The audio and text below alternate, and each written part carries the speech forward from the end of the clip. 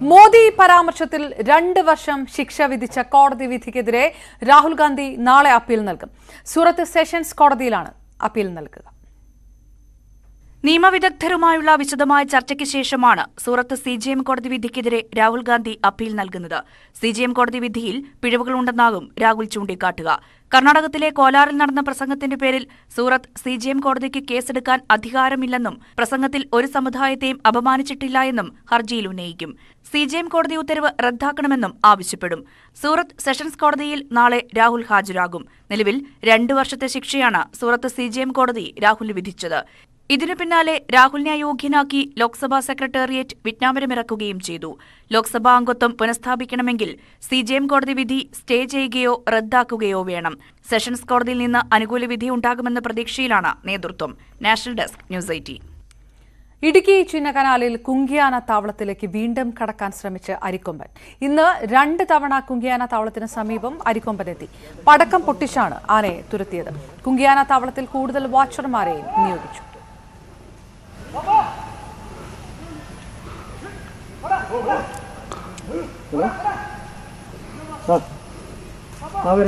തിരിച്ചങ്ങോട്ട് പോവാ. എവിടെ പോവാ? തിരിച്ച് അങ്ങോട്ട് പോയിക്കൊണ്ടിരിക്കുക. ഇടുക്കിയിൽ നിന്ന് പ്രിൻസ് ജെയിംസ് വിശദാംശങ്ങളുമായി ചേർന്നു. പ്രിൻസ്, ഈ 2 തവണയ്ക്ക് ശേഷം വീണ്ടും അരിക്കൊമ്പൻ താവളത്തിനടുത്തേക്ക് വരികയുണ്ടായോ? ഏത് രീതിയിലുള്ള സുരക്ഷ ഏർപ്പെടുത്തിയിരിക്കുന്നു? നാട്ടുകാരുടെ ആശങ്ക എങ്ങനെയാണ്? ഈ ആനത്താവളത്തിൽ നിന്നും ഒരുപാട് ദൂരമല്ല ഇപ്പോൾ അരിക്കൊമ്പൻ നിലനിർത്തിയിരിക്കുന്നത്. ഈ പ്രദേശ സമീപത്തായി തന്നെ ആന ചുറ്റിക്കിടക്കുന്ന സാഹചര്യമാണ് നിലവിലുള്ളത്. ഇന്നലെ ആനത്താവളത്തിലെത്തി കൊടിക്കുരലിന് സമീപത്ത് വരെ എത്തിയിരുന്നു. അതിനുശേഷം വാഹനങ്ങൾ ഓടിച്ചു കയറ്റുകയും ഒപ്പം പാപ്പാന്മാരും നാട്ടുകാരും വനംവകുപ്പ് ഉദ്യോഗസ്ഥരും ഒക്കെ ബഹളം വെക്കുകയും ചെയ്തതോടെയാണ് ഇന്നലെ കൊന്നിക്കുരലിന് സമീപത്ത് നിന്നും ആന മാറിയത്. എങ്കിലും മണിക്കൂറുകളോളം ഈ ആനത്താവളത്തിൽ തന്നെ തുടർന്നു. പിന്നീടാണ് മടങ്ങിയത്. എന്നാൽ ഇന്ന് 2 തവണ, ഇന്ന് രാവിലെ 2 തവണ ഈ ആനത്താവളത്തിലേക്ക് കടക്കാൻ അരിക്കൊമ്പൻ ശ്രമിച്ചു. അതിനുശേഷം പടക്കം പൊട്ടിച്ചൊക്കെയാണ് ആനയെ ഇവിടുന്ന് തുരക്കാൻ ശ്രമിച്ചെങ്കിലും വളരെ ദൂരത്തേക്ക് ആന മാറിയിട്ടില്ല. ഇതിൽ സമീപ മേഖലകളിലൊക്കെ ചുറ്റിക്കടങ്ങുന്ന സാഹചര്യമാണ് നിലവിലുള്ളത്. ആനയിറക്കൽ ജലാശയത്തിലും ഈ സിമന്റ് പാലത്തെ ഈ കുങ്കിയാന താവളത്തിനുമൊക്കെ അടുത്തായിട്ട് ഈ മരങ്ങൾക്കിടയിലൊക്കെയായി നിലയുറച്ചിരിക്കുകയാണ്. ഒപ്പം ഒരു പിടിയാനയും 2 കുട്ടിയാനകളും ഇപ്പോൾ ഒപ്പമുണ്ട്. കഴിഞ്ഞ ദിവസങ്ങളിലൊക്കെയും ആന ഈ അരിക്കൊമ്പൻ ഈ പ്രദേശങ്ങളിലൂടെ കറങ്ങുന്ന സാഹചര്യമാണ് ഉണ്ടായിരുന്നത്. 301 കോളനി താഴ്ഭാഗത്തുമായുള്ള അല്ലെങ്കിൽ സിമന്റ് പാലത്തിന് സമീപ പ്രദേശങ്ങളായിട്ടുള്ള മേഖലകളിലൊക്കെ സ്ഥിരമായി ഇപ്പോൾ ഈ പുൽമേടുകളിലും ഒക്കെയായി ആനയെ കാണുന്നുണ്ട്. ജനവാസ മേഖലകളും വളരെ ചേർന്ന പ്രദേശമാണ്.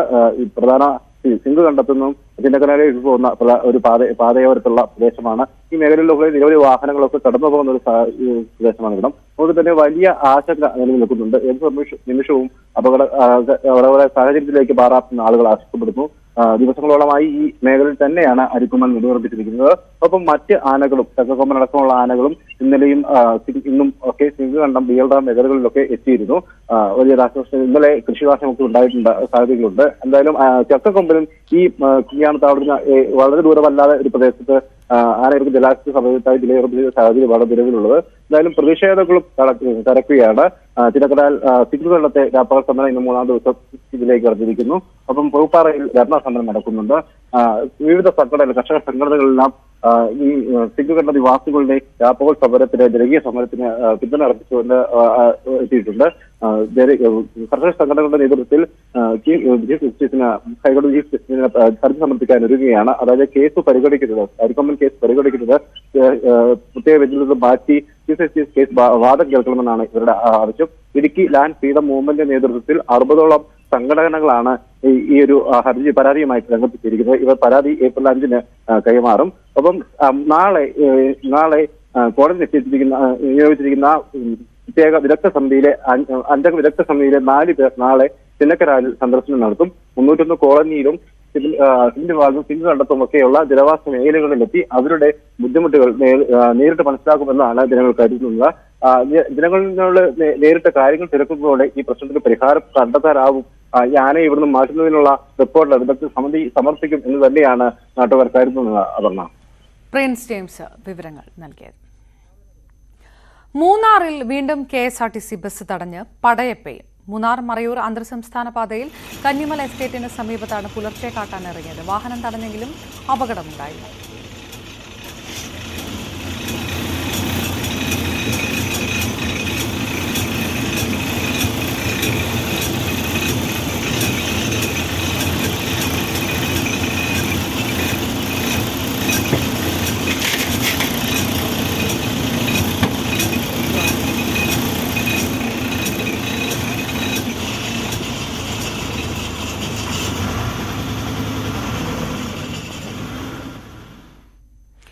തൃശൂർ അവണൂരിൽ ഗൃഹനാഥൻ മരിച്ചു. ഭക്ഷ്യവിഷബാധയെന്ന് സംശയം. അമ്മാനത്തെ വീട്ടിൽ ശശീന്ദ്രനാണ് മരിച്ചത്. ശശീന്ദ്രന്റെ ഭാര്യ ഗീതയും വീട്ടിൽ ജോലിക്കെത്തിയ 2 തെങ്ങുകയറ്റ തൊഴിലാളികളും മെഡിക്കൽ കോളേജ് ആശുപത്രിയിൽ ചികിത്സയിലാണ്. വിവരങ്ങളുമായി രാജു ഗുരുവായൂർ ചേർന്നു. രാജു, ഭക്ഷണത്തിൽ നിന്ന് തന്നെയാണ് എന്ന് ഉറപ്പായി കഴിഞ്ഞിരിക്കുന്നു. എപ്പോഴായിരുന്നു സംഭവം ഉണ്ടായത്? അപർണ രക്ഷിക്കാനായില്ല. ശശീന്ദ്രന്റെ ഭാര്യയെയും വീട്ടിലെത്തിയ 2 തെങ്ങുകയറ്റ തൊഴിലാളികളെയും അവശ നിലയിൽ ആശുപത്രിയിൽ ഇപ്പോൾ പ്രവേശിപ്പിച്ചിട്ടുണ്ട്. ഇന്ന് രാവിലെയാണ് രക്തം ഛർദ്ദിച്ച നിലയിൽ ശശീന്ദ്രനെ മെഡിക്കൽ കോളേജിൽ പ്രവേശിപ്പിച്ചത്. ഗുരുതരാവസ്ഥയിലായിരുന്ന ശശീന്ദ്രൻ ചികിത്സക്കിടെയാണ് മരിച്ചത്. ഇതിനിടെ ശശീന്ദ്രന്റെ ഭാര്യയെയും വീട്ടിലെത്തിയ 2 തെങ്ങുകയറ്റ തൊഴിലാളികളെയും സമാനമായ ലക്ഷണങ്ങളെ തുടർന്ന് ആശുപത്രിയിൽ പ്രവേശിപ്പിക്കുകയായിരുന്നു. മൂവരും ഇപ്പോൾ തീവ്രപരിചരണ വിഭാഗത്തിലാണ്. ശശീന്ദ്രന് പുറമെ മറ്റ് 3 പേരും സമാനമായ ലക്ഷണങ്ങൾ കാണിച്ചതോടെയാണ് ഭക്ഷ്യവിഷബാധയാണ് എന്ന് സംശയിച്ചത്. ഇന്ന് രാവിലെ വീട്ടിൽ നിന്ന് 4 പേരും ഭക്ഷണം കഴിച്ചിരുന്നു. ഇതിൽ നിന്ന് ഭക്ഷ്യവിഷബാധ ഉണ്ടായതാകാമെന്നാണ് സംശയം. ഇക്കാര്യം സ്ഥിരീകരിച്ചിട്ടില്ല. പോസ്റ്റ്മോർട്ടത്തിന് ശേഷം മാത്രമേ ഇതിൽ വ്യക്തത വരികയുള്ളൂ. അവശ നിലയിലായ 3 പേരുടെ സ്ഥിതി എങ്ങനെയാണ് രാജു? നിലവിൽ അവശരായ 3 പേരുടെയും സ്ഥിതി ഗുരുതരാവസ്ഥയിൽ തുടരുകയാണ്. തീവ്ര പരിചരണ വിഭാഗത്തിലാണ് 3 പേരെയും ഇപ്പോൾ പ്രവേശിപ്പിച്ചിട്ടുള്ളത്. അതുകൊണ്ട് തന്നെ സംഭവം ഗൗരവമായ രീതിയിലാണ് കാര്യങ്ങൾ പോയിക്കൊണ്ടിരിക്കുന്നത്. രാജു ഗുരുവായൂർ വിവരങ്ങൾ നൽകിയത്. ഭക്ഷ്യവിഷബാധ എന്നാണ് സംശയം. തൃശൂരിൽ ഗൃഹനാഥൻ മരിച്ചു. ഭാര്യയെയും ഒപ്പം വീട്ടിൽ എത്തിയ തെങ്ങുകയറ്റ തൊഴിലാളികളായ 2 പേരെയും ഗുരുതരമായ അവസ്ഥയിൽ ആശുപത്രിയിൽ പ്രവേശിപ്പിക്കുകയും ചെയ്തിരിക്കുന്നു. മറ്റു വാർത്തകൾ നോക്കാം. എറണാകുളത്ത് വീണ്ടും പോലീസ് മർദ്ദനമെന്ന് പരാതി. കസബ സിഐ അകാരണമായി മർദ്ദിച്ചതായാണ് പരാതി. കാക്കനാട് സ്വദേശി റിനീഷിനാണ് മർദ്ദനമേറ്റത്. മുഖത്തടിക്കുകയും ലാത്തി കൊണ്ട് കാലിലടിക്കുകയും ചെയ്തതായി പരാതിക്കാരൻ പറഞ്ഞു. ഇല്ല, നമ്മൾ ഇരിക്കണായിരുന്നു നോർത്ത് പാലത്തിൻ്റെ അടിയിൽ. തണലൊക്കെ ചൂട് ഉച്ചയ്ക്ക് ഒരു 12:15 ടൈമിൽ. ആ സമയത്താണ് വന്നത്. മഫ്തിയിലായിരുന്നു. ചോദ്യം ചോദിച്ചു, ഇവിടെ എന്തിനിരിക്കണേ? ഞാൻ പറഞ്ഞു വെറുതെ തണൽ ചൂട് കയറുകൊണ്ട് വന്നിരുന്നതാണ്. എവിടെ വീട്? കാക്കനാട്. കാക്കനാടുള്ള എറണാകുളത്ത് എന്തിനാ വന്നിരിക്കണത്? ഞാൻ പറഞ്ഞു സാറേ എനിക്കിവിടെ ഇരിക്കാൻ പാടില്ല എന്നൊന്നും അറിയില്ലായിരുന്നു. മൊബൈൽ വരാൻ പറഞ്ഞാൽ തരില്ല എന്ന് പറഞ്ഞു. ചെക്ക് ചെയ്യണമെന്ന് പറഞ്ഞു. ചെക്ക് ചെയ്തോളാൻ പറഞ്ഞു. നിന്ന് കൊടുത്തപ്പോഴാണ് ചൂരെല്ലാം അടിക്കണത്. പിന്നെ അത് കഴിഞ്ഞ് മുഖത്തിട്ട് അടിയായിരുന്നു. അവിടെ ഒരു ഇഷ്ടംപോലെ ആൾക്കാരുണ്ടായിരുന്നിട്ട് ആ മെട്രോ പില്ലറിൻ്റെ താഴെ നിന്നിട്ട് എല്ലാവരും കണ്ടുകൊണ്ടിരിക്കണേ. വെറുതെ അടിച്ചു. അപ്പോൾ എനിക്ക് നമ്മൾ സാധാരണക്കാരന് ഇങ്ങനെയൊക്കെ തല്ലണ ഒരു ഭയങ്കര വിഷമമായി എനിക്ക്. ഞാൻ സാറിൻ്റെ അടുത്ത് പറയുകയും ചെയ്തു, സാർ എന്നെ എന്തിനെങ്കിലും പിടിച്ചിട്ടാണ് തല്ലണോണ്ട് എനിക്ക് കുഴപ്പമില്ല. ഇതെനിക്ക് ശരിക്കും നിങ്ങളോടുള്ള മതിപ്പ് വരെ ഇല്ലാതായി പോണെന്ന് പറഞ്ഞു. ഞാൻ സാറിൻ്റെ അടുത്ത് തന്നെ പറഞ്ഞു. ഒരു ബഹുമാനം ഇല്ലാണ്ടായി പോണേ. എത്ര സാധാരണക്കാരനെ ഇതേപോലെ തല്ലി കിട്ടിയിട്ടുണ്ടാവും.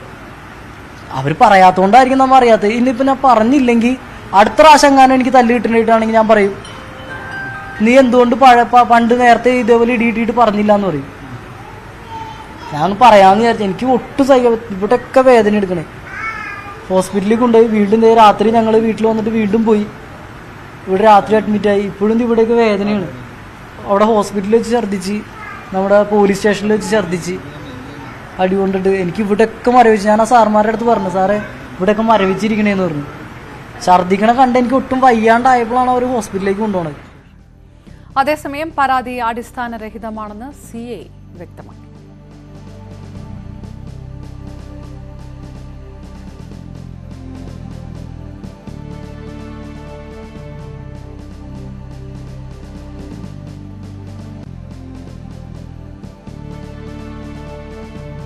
കൊച്ചിയിൽ നടക്കുന്നത് പോലീസ് രാജാണെന്ന് DCC പ്രസിഡന്റ് മുഹമ്മദ് ഷിയാസ്.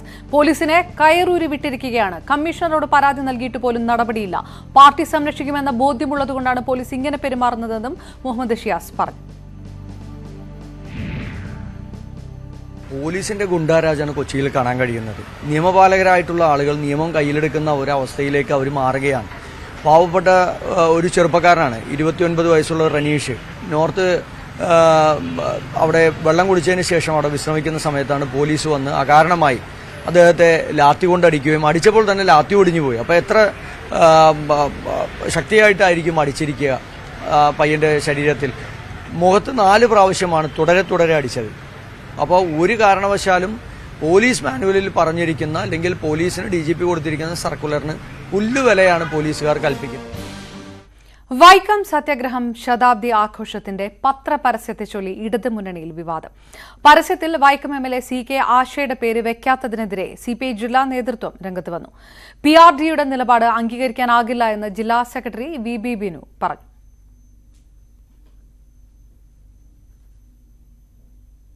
പരസ്യത്തിൽ വൈക്കത്ത് നടക്കുന്ന ഒരു പ്രധാനപ്പെട്ട സംസ്ഥാന സർക്കാരിൻ്റെ പരിപാടിയായതുകൊണ്ട് വൈക്കം MLA CK ആശയുടെ പേരുണ്ടാകണമെന്ന ശക്തമായ അഭിപ്രായമാണ് നമ്മൾക്കുള്ളത്. അതിൻ്റെ വിമർശനമാണ് ഞങ്ങൾ പറഞ്ഞത്. എന്നാൽ ആ വിമർശനത്തെ വളരെ തെറ്റായി വ്യാഖ്യാനിച്ച് ഈ പരിപാടിയിലും തന്നെ MLA ഒഴിവാക്കിയെന്നും MLAക്ക് വേണ്ടത്ര പ്രാധാന്യം കൊടുത്തിട്ടില്ല എന്നുള്ള വസ്തുതാവിരുദ്ധമായ വാർത്തകൾ വ്യാപകമായി പ്രചരിക്കുക. 2 മുഖ്യമന്ത്രിമാർ പങ്കെടുക്കുന്ന ഈ പരിപാടിയിൽ മറ്റ് മന്ത്രിമാരെക്കാൾ പ്രാധാന്യം വൈക്കത്തെ ജനപ്രതിനിധിക്ക് ഇടതുപക്ഷ ജനാധിപത്യ മുന്നണി ഗവൺമെന്റ് അവിടെ നൽകി എന്നുള്ളതാണ് വസ്തുത. വീഴ്ച PRD ഉദ്യോഗസ്ഥരുടേതാണെന്ന് CK ആശയും പ്രതികരിച്ചു.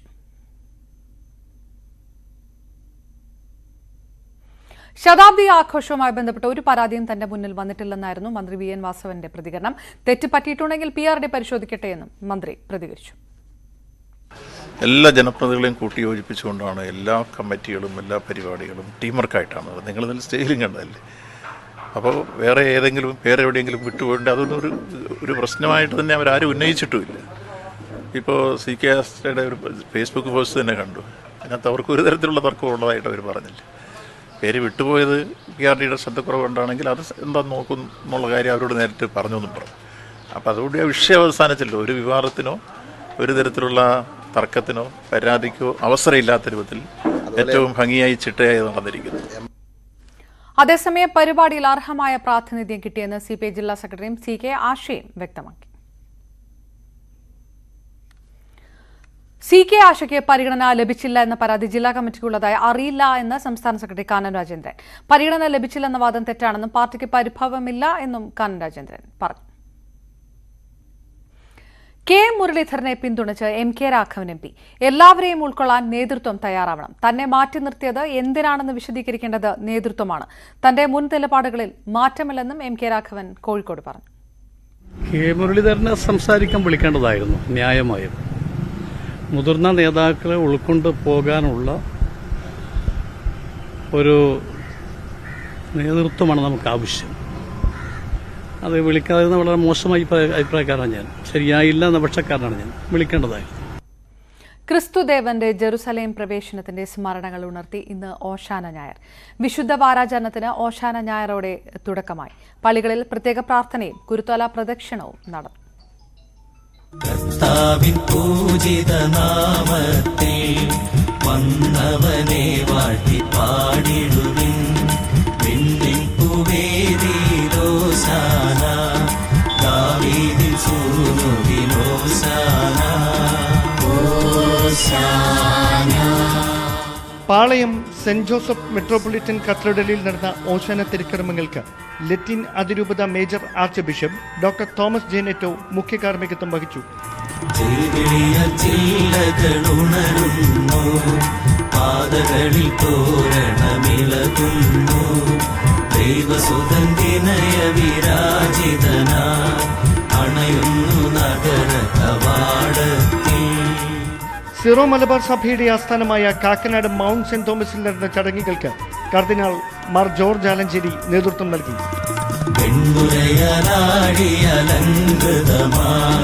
നീലിമയലംബരവീഥികളും കാനനവും കാഞ്ചന പൂവനവും നാഗനു സൗരഭ്യം പകരുന്നു.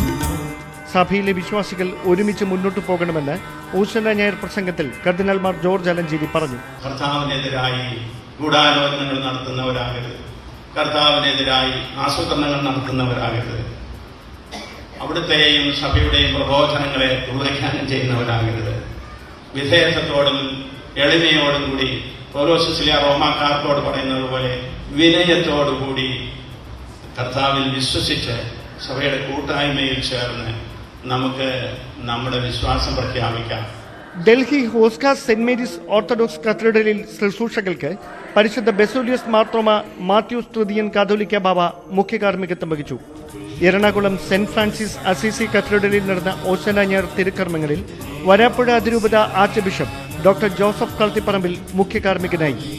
ലോകമെമ്പാടുമുള്ള ക്രൈസ്തവ വിശ്വാസികൾക്ക് പീഡാസഹനങ്ങളുടെ വിശുദ്ധവാരം. News bureaus, news 18. തൃശൂരിൽ നിന്നുള്ള വേളാങ്കണ്ണി തീർത്ഥാടക സംഘം സഞ്ചരിച്ച ബസ് മറിഞ്ഞ് 2 പേർ മരിച്ചു. ഒല്ലൂർ നെല്ലിക്കുന്ന് സ്വദേശികളായ സ്ത്രീയും കുട്ടിയുമാണ് മരിച്ചത്.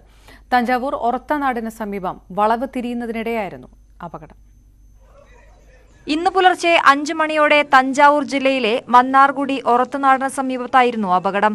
വളവ് തിരിയുന്നതിനിടെ ബസ് മറിയുകയായിരുന്നു. നെല്ലിക്കുന്ന് സ്വദേശികളായ 63 വയസ്സുള്ള ലില്ലി, 9 വയസ്സുള്ള റയാൻ എന്നിവരാണ് മരിച്ചത്. ഒല്ലൂർ പള്ളിക്ക് സമീപത്ത് നിന്ന് ഇന്നലെ വൈകിട്ട് 7 മണിക്കാണ് തീർത്ഥാടക സംഘം യാത്ര തിരിച്ചത്. ലില്ലിയും റയാനും സംഭവ സ്ഥലത്ത് വെച്ച് തന്നെ മരിച്ചു. 4 പേരുടെ പരിക്ക് ഗുരുതരമാണ്. ഇവരടക്കം 17 പേരെ തഞ്ചാവൂർ മെഡിക്കൽ കോളേജിൽ പ്രവേശിപ്പിച്ചു. മന്ത്രി കെ രാജനും തൃശൂർ ജില്ലാ കളക്ടർ കൃഷ്ണതേജയും തഞ്ചാവൂർ ജില്ലാ കളക്ടറുമായി സംസാരിച്ചു.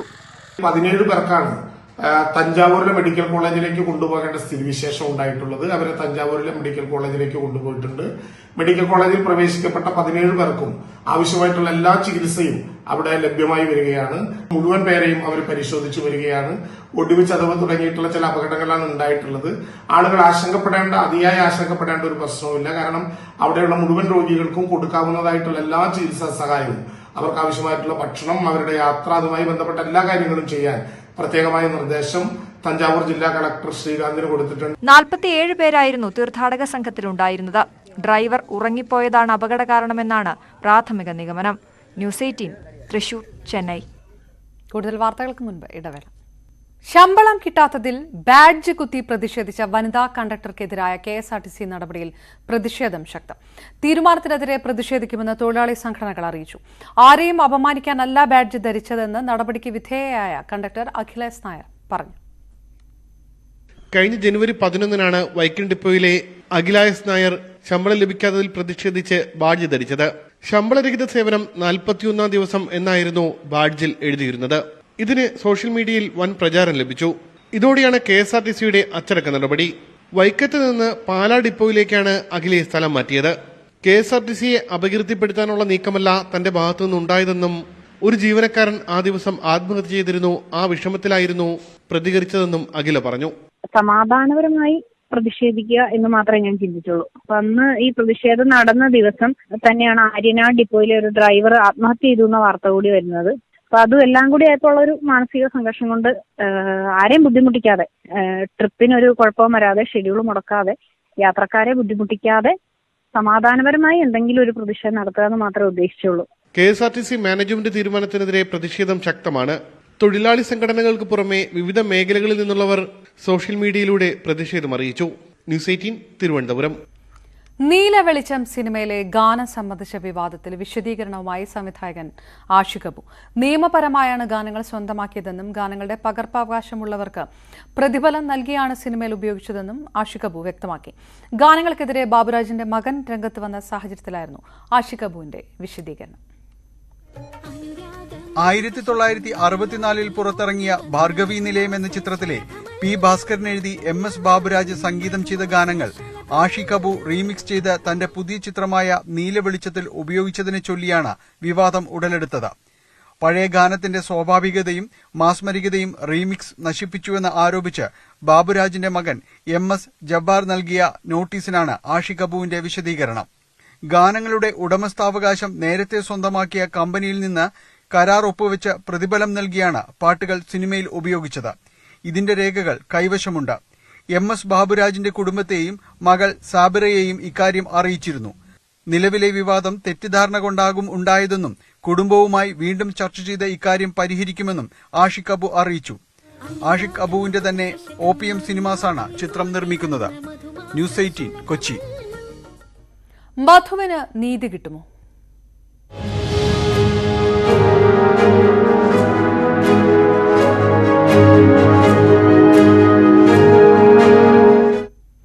മധു കേസിൽ ഏപ്രിൽ 4-ന് വിധി പറയാനിരിക്കെ പോലീസ് സംരക്ഷണം ആവശ്യപ്പെട്ട് മധുവിന്റെ അമ്മ മല്ലി പാലക്കാട് SP-ക്ക് പരാതി നൽകി. പ്രതികളെ അനുകൂലിക്കുന്നവരിൽ നിന്ന് ഭീഷണി നേരിടുന്നുണ്ടെന്നും പ്രതികൾ ശിക്ഷിക്കപ്പെട്ടാൽ അക്രമം നേരിടേണ്ടി വരുമെന്ന് ഭയക്കുന്നതായും ഇവർ പറയുന്നു. മാർച്ച് 30-ന് കേസ് പരിഗണിച്ചപ്പോൾ കോടതിയിലെത്താൻ വാഹനം ലഭിക്കാത്ത സാഹചര്യമുണ്ടായെന്ന് മല്ലി SP-ക്ക് നൽകിയ പരാതിയിൽ പറയുന്നു. സമരസമിതി നേതാവായ മാർസനും പോലീസ് സംരക്ഷണം നൽകണമെന്ന് ഇവർ ആവശ്യപ്പെട്ടു. കർണാടകത്തിൽ പശുക്കടത്ത് ആരോപിച്ച് കൊലപാതകം. രാമനഗര ജില്ലയിലെ സാത്തന്നൂർ സ്വദേശിയായ ഇന്ദ്രീസ് പാഷയെയാണ് മർദ്ദിച്ച് കൊലപ്പെടുത്തിയത്. വെള്ളിയാഴ്ച വൈകിട്ട് ചന്തയിൽ നിന്ന് പശുക്കളുമായി പോകുന്നതിനിടെയാണ് ഇന്ദ്രീസ് പാഷയുടെ വാഹനം തടഞ്ഞു നിർത്തിയ ആൾക്കൂട്ടം മർദ്ദിച്ചത്. തീവ്ര ഹിന്ദു സംഘടനാ നേതാവ് പുനീത് കേരഹള്ളിയുടെ നേതൃത്വത്തിലായിരുന്നു ആക്രമണം. രേഖകൾ കാണിച്ചെങ്കിലും ഇന്ദ്രീസ് പാഷയെ വിട്ടയക്കാൻ പുനീതിന്റെ നേതൃത്വത്തിലുള്ള സംഘം തയ്യാറായില്ല. പാഷയെ പിന്നീട് റോഡരികിൽ മരിച്ച നിലയിൽ കണ്ടെത്തുകയായിരുന്നു. പാഷയെ വിട്ടയക്കാൻ 2 ലക്ഷം രൂപ ആവശ്യപ്പെട്ടതായി കുടുംബം ആരോപിച്ചു.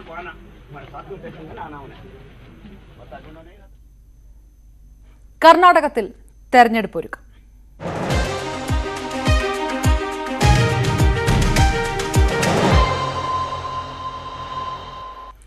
കർണാടക നിയമസഭാ തെരഞ്ഞെടുപ്പിനുള്ള ബിജെപി സ്ഥാനാർത്ഥി പട്ടിക അടുത്ത ആഴ്ച. 150 മണ്ഡലങ്ങളിലെ സ്ഥാനാർത്ഥികളുടെ പട്ടികയാകും ആദ്യം പ്രഖ്യാപിക്കുക. ബിജെപി കോർ കമ്മിറ്റി യോഗം ബംഗളൂരുവിൽ തുടരുകയാണ്. മുഖ്യമന്ത്രി ബസവരാജ് ബൊമ്മെ, യെദ്യൂരപ്പയുടെ മകൻ BY വിജയേന്ദ്ര എന്നിവർ 2 മണ്ഡലങ്ങളിൽ നിന്ന് മത്സരിക്കുമോ എന്ന കാര്യത്തിലും കോർ കമ്മിറ്റി യോഗത്തിൽ ധാരണയാകും. കോർ കമ്മിറ്റി നൽകുന്ന ചുരുക്കപ്പട്ടിക പരിഗണിച്ച് കേന്ദ്ര തെരഞ്ഞെടുപ്പ് കമ്മിറ്റിയാണ് സ്ഥാനാർത്ഥികളെ പ്രഖ്യാപിക്കുക. അതേസമയം ബസവരാജ് ബൊമ്മയ്ക്കെതിരെ മുൻ മന്ത്രി വിനയ് കുൽക്കർണിയാണ് കോൺഗ്രസ് പരിഗണിക്കുന്നത്. കൂടുതൽ വാർത്തകൾ ചുരുക്കത്തിൽ. വയനാട്ടിൽ മുഖ്യമന്ത്രിയെ കരിങ്കൊടി കാണിച്ചു. തലപ്പുഴ ക്ഷീരസംഘത്തിന് മുന്നിൽ വെച്ച് യൂത്ത് കോൺഗ്രസ് പ്രവർത്തകരാണ് കരിങ്കൊടി കാണിച്ചത്. ഓർത്തഡോക്സ് സഭാ തർക്കത്തിൽ മന്ത്രി വീണ ജോർജിനെതിരെ പോസ്റ്റർ. സഭയുടെ വിയർപ്പിലും വോട്ടിലും മന്ത്രി മൗനം വെടിയണമെന്നാണ് പോസ്റ്ററിൽ. പിണറായി വിജയൻ നീതി പാലിക്കണമെന്നും പോസ്റ്ററിലുണ്ട്. ഓർത്തഡോക്സ് യുവജനം എന്ന പേരിലാണ് പോസ്റ്റർ. ആരോഗ്യവകുപ്പിനെ പാർട്ടി നിയമനങ്ങളുടെ വേദിയാക്കുന്നുവെന്ന് യൂത്ത് ലീഗ് സംസ്ഥാന general secretary PK Firoz. Party ഓഫീസിൽ നിന്ന് തീരുമാനിക്കുന്ന നിയമനങ്ങൾ നടക്കുന്നതായും ഫിറോസ്.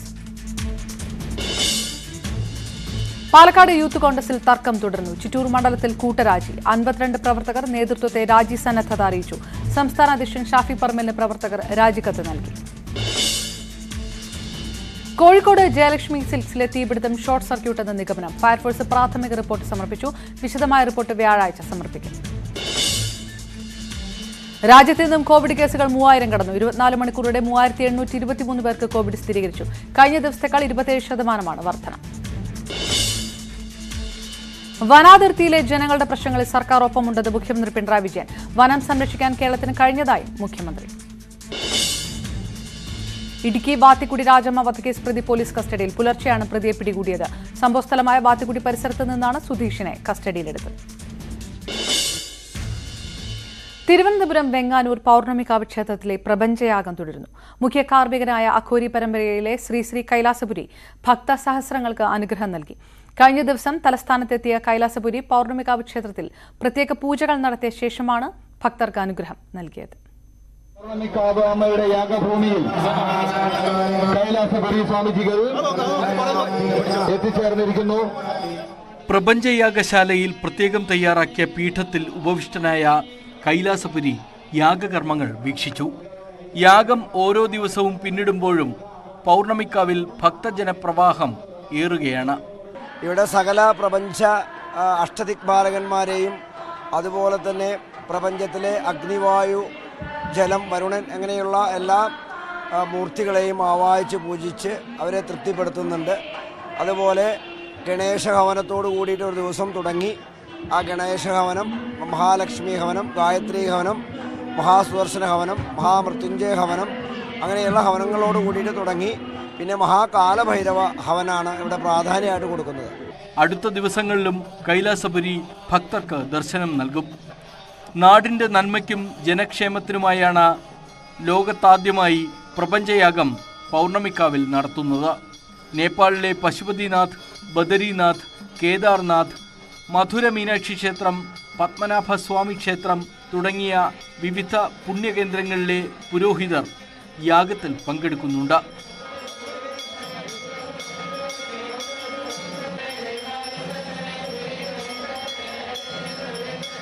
ബാലത്രിപുരസുന്ദരി ദേവി മുഖ്യപ്രതിഷ്ഠയായ പൗർണമിക്കാവ് ക്ഷേത്രം നിർമ്മിച്ചത് ആയി രാജവംശമാണ്. ന്യൂസ് 18 തിരുവനന്തപുരം. വിഷുവിനെ വരവേൽക്കാൻ കണിക്കൊന്നകൾ അണിഞ്ഞൊരുങ്ങിക്കഴിഞ്ഞു. വേനൽ ചൂട് കനക്കുമ്പോഴും കണ്ണിന് കുളിർമയേകുന്ന കാഴ്ചകളാണ് നാടകം. കോഴിക്കോട് നിന്ന് senior cameraman Sreejith C. Kallumutti പകർത്തിയ ദൃശ്യങ്ങളുടെ 3 മണി വാർത്ത പൂർണ്ണമാകും. നമസ്കാരം.